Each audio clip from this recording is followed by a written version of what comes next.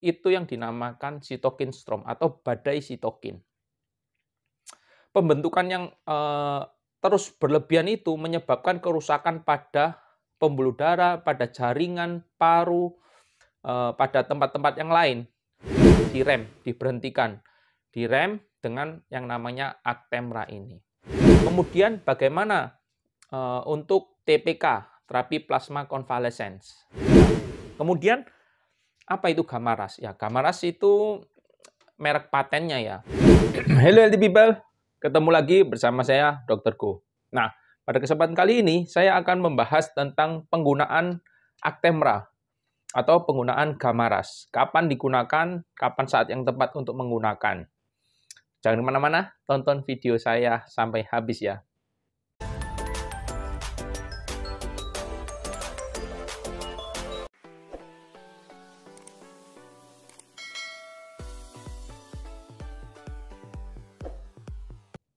Nah, akhir-akhir ini karena kasus COVID yang meningkat sangat tinggi, ini banyak sekali teman saya yang menanyakan, apa sih Actemra itu? Apa sih Gamaras itu?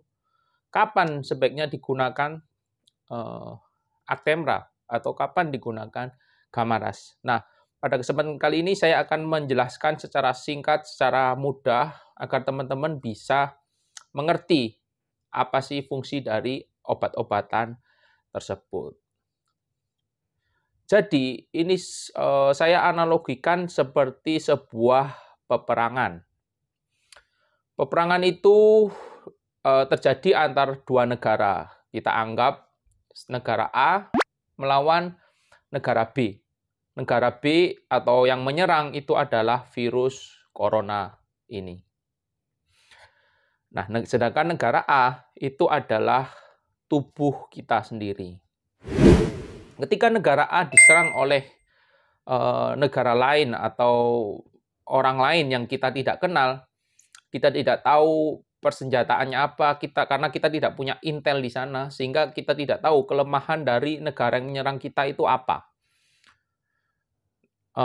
Sehingga negara tersebut datang ke benteng kita, kemudian ketika perang, banyak sekali tentara kita yang mati. Itu sama seperti kita yang mempunyai komorbid atau mempunyai penyakit-penyakit lain yang bisa memperberat terjadinya corona ini. Karena antibodi kita lemah, kita punya komorbid, jadi tubuh kita ini mudah sekali diserang. Ketika tubuh kita ini diserang, tubuh akan mengeluarkan yang namanya antibodi. Antibodi tersebut fungsinya untuk menyerang virus atau melawan virus corona tersebut. Tapi karena antibodi kita lemah, banyak sekali antibodi kita yang mati, sehingga menyebabkan tubuh kita mengalami gejala sedang atau gejala berat. Sama seperti perang, ketika perang, antibodi atau tentara kita lemah, belum terlatih, banyak tentara yang mati. Pada waktu diserang, banyak tentara yang kalah, sehingga benteng sudah hancur. Apa yang negara tersebut lakukan? Jadi peperangan ini, negara tersebut otomatis akan berusaha menambah sumber dayanya. Bisa menambah alat-alat perangnya, bisa menambah tentara-tentaranya. Karena tentaranya yang ada di benteng tersebut udah banyak yang mati, otomatis dia harus mencari tentara pengganti yang baru. Orang dewasa pada negara tersebut yang pintar berperang, yang memang terlatih sejak dari kecil, itu banyak yang gugur. Jadi negara tersebut terpaksa mulai mencari orang-orang yang bersedia bertempur. Dari anak-anak muda sampai orang tua, dari pekerjaannya petani sampai pekerjaannya pedagang, semua direkrut untuk dilatih sehingga dapat melawan negara lain yang menginvasi atau menyerang negara tersebut. Otomatis, tentara-tentara yang baru dibentuk ini, karena tidak terlatih, dia sangat lemah sekali. Sehingga menyebabkan tentara lawan itu tetap menang, sehingga tentara kita itu tetap kalah, banyak yang gugur. Karena kita mengeluarkan tentara yang berlebihan, kerusakan yang terjadi pada benteng tersebut itu juga semakin parah. Karena tentara kita tidak terlatih, mungkin tidak terlatih menembakkan meriam atau tidak terlatih menggunakan tembak peluru bom sehingga mengenai benteng kita sendiri, menghancurkan pertahanan kita sendiri. Nah, itu sama seperti orang yang terkena COVID, yang gejala sedang atau berat, kemudian antibodinya itu sudah banyak yang babak belur ketika diserang oleh corona, kemudian tubuh ini berusaha untuk melawan virus corona tersebut. Dengan cara apa? Dengan cara membentuk antibodi-antibodi baru, antibodi yang masih polos, masih muda, itu sengaja dibangkitkan, dibentuk untuk melawan corona tersebut. Nah, pembentukan antibodi yang berlebihan ini, itu yang dinamakan sitokin storm atau badai sitokin. Pembentukan yang terus berlebihan itu menyebabkan kerusakan pada pembuluh darah, pada jaringan, paru, pada tempat-tempat yang lain, sehingga memperparah terjadinya virus corona ini. Karena tentara-tentara tersebut belum terlatih, virus corona itu tetap menang. Virusnya itu masih ada. Malah tentara kita sendiri yang banyak yang mati, kemudian merusak jaringan-jaringan sekitar, pembuluh darah sekitar.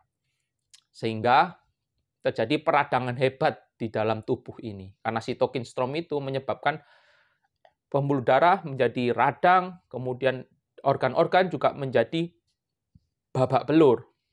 Nah, inilah fungsi dari Actemra. Sebenarnya Actemra itu nama patennya ya. Nama generiknya tocilizumab. Itu adalah suatu obat itu sudah ada dari dulu untuk mengobati paling sering ya ini ya, rematik ya. Nah, itu fungsinya untuk menekan sistem imun. Dia punya efek imunosupresif.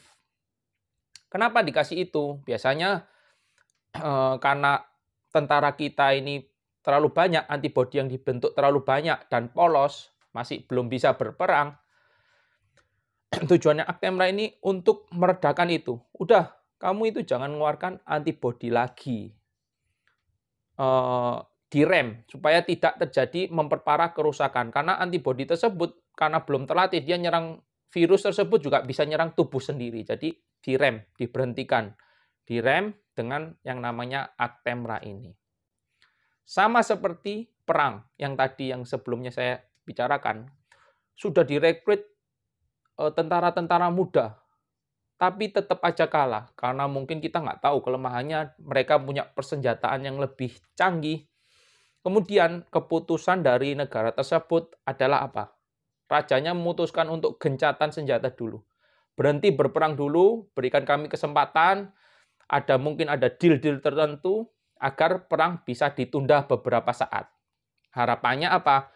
Harapannya negara tersebut bisa merekrut atau meminta bantuan ke tempat lain, ke negara lain, atau bisa memperbaiki bentengnya yang sudah hancur, memperbaiki tentara-tentara, mengobati tentara-tentaranya yang sudah babak belur, mendatangkan senjata-senjata baru yang lebih canggih agar bisa melawan musuh yang sudah menyerang tadi.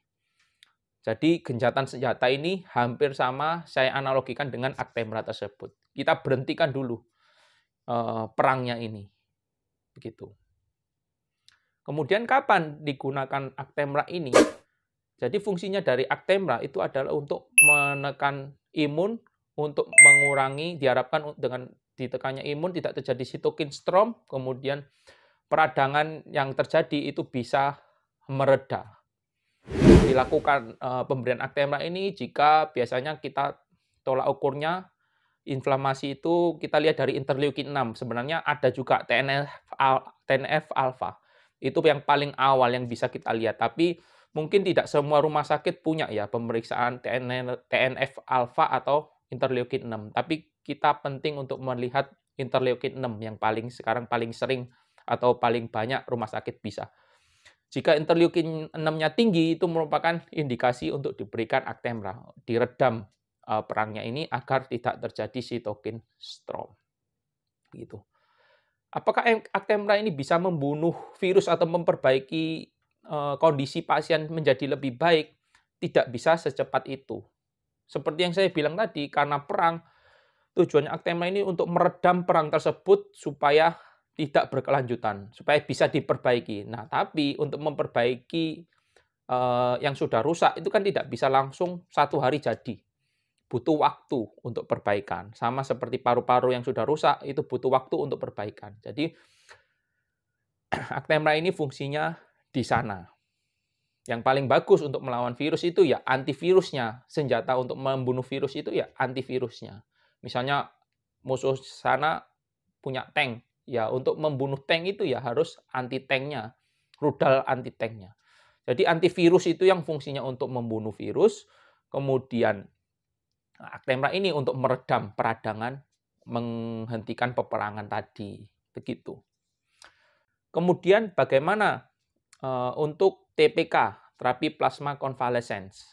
Nah, untuk terapi plasma convalescence ini memang sudah diteliti, tapi penelitiannya tidak sebanyak, masih belum terlalu banyak, tapi ini sudah terbukti bisa mengurangi atau memperbaiki kondisi pasien yang terkena COVID ya, derajat sedang sampai berat. Ini sangat bagus sekali. Jadi, untuk terapi plasma konvalesen, ini prinsipnya itu seperti kalau dalam perang ya, kita mengambil panglima perang yang sudah pernah berperang melawan negara tersebut. Misalnya, ini, ada negara C, itu sudah pernah diserang oleh negara B. Kemudian negara C ini bisa menang melawan negara B. Nah, kemudian kita ambil panglima atau jenderal yang ada di negara C tersebut, yang sudah tahu taktiknya negara C tersebut, musuh tersebut, taktiknya bagaimana, alat-alat perangnya apa saja, kemudian apa yang bisa menghancurkan atau melawan negara tersebut. Kita ambil panglima yang sudah pernah berperang, yang berpengalaman melawan negara tersebut, kita masukkan ke negara kita, masukkan ke negara A tadi. Nah, kemudian negara A tersebut mengajarkan kepada tentara-tentara yang lainnya cara berperang melawan musuh tersebut. Kemudian senjata-senjata apa yang diperlukan, apa yang harus dilengkapi, strateginya gimana, itu diajarkan. Sehingga ketika diserang itu kita itu negara tersebut sudah siap karena panglimanya sudah mengajarkan kepada panglima dan prajurit-prajuritnya, kemudian senjata-senjatanya sudah dilengkapin sehingga bisa melawan virus tersebut. Itu sama seperti TPK. Diharapkan plasma atau sel darah putih dari orang yang sudah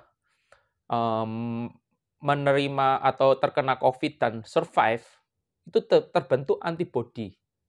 Nah, antibodi tersebut dimasukkan ke tubuh orang yang sudah terkena COVID. Diharapkan antibodi yang kita ambil dari orang yang sudah terkena COVID, otomatis dia berpengalaman, bisa mengajarkan ke sistem imun kita, sehingga bisa melawan coronavirus. Sehingga lebih cepat virusnya itu mati. Kemudian, apa itu Gamaras? Ya, Gamaras itu merek patennya ya. Jadi itu merupakan IVIG, intravenous immunoglobulin. Fungsinya apa? Namanya adalah immunoglobulin. Fungsinya kita memasukkan antibodi untuk meningkatkan antibodi di tubuh kita. Jadi obat tersebut itu fungsinya untuk meningkatkan antibodi tubuh kita. Anggapannya dia menciptakan tentara-tentara baru yang siap untuk berperang melawan virus corona tersebut. Dia menciptakan menciptakan tentara-tentara berperang, diharapkan tentara-tentara baru melewati obat tersebut itu bisa menggempur virus corona. Kalau kita analogikan ke dalam perang tersebut, kota negara A yang sudah diserang ini minta bantuan ke negara-negara lain. Meskipun negara-negara lain tersebut juga belum pernah melawan negara C ini, beda dengan TPK. Kalau terapi TPK, itu negara yang kita ambil, panglima yang kita ambil panglimanya, tentara-tentara yang kita ambil itu yang sudah berpengalaman melawan negara tersebut. Kalau menggunakan IVIG atau Gamaras atau merek apa yang lainnya, itu adalah kita memanggil bala bantuan ke orang atau ke tentara atau ke kerajaan yang belum punya pengalaman untuk melawan virus itu. Nah, karena kita meminta bantuan banyak negara, otomatis negara yang diserang tadi mempunyai pasukan yang lebih banyak, jenderal yang lebih banyak, sehingga ketika negara tersebut atau virus tersebut masih ada itu bisa digempur, dihancurkan secara bersama-sama. Itu sama halnya dengan menggunakan IVIG. Sekian video dari saya. Semoga dengan cerita kali ini teman-teman bisa terbuka dan bisa mengerti. Diharapkan buat teman-teman yang merasa terbantu dengan video ini bisa share ke teman-teman yang lain. Jika ada pertanyaan, teman-teman bisa langsung menanyakan ke kolom komentar di bawah ini. Jangan lupa ketik like dan subscribe video saya untuk teman-teman agar mendapatkan video terbaru secara langsung, secara cepat. Pada video saya yang selanjutnya, saya akan membahas tentang untuk rekrutmen asisten rumah tangga atau sopir. Nah, apa yang harus saya lakukan agar bisa men-screening agar ketika masuk di rumah atau sudah bekerja di rumah kita, itu bebas dari COVID. Sekian video saya. Terima kasih. Dadah.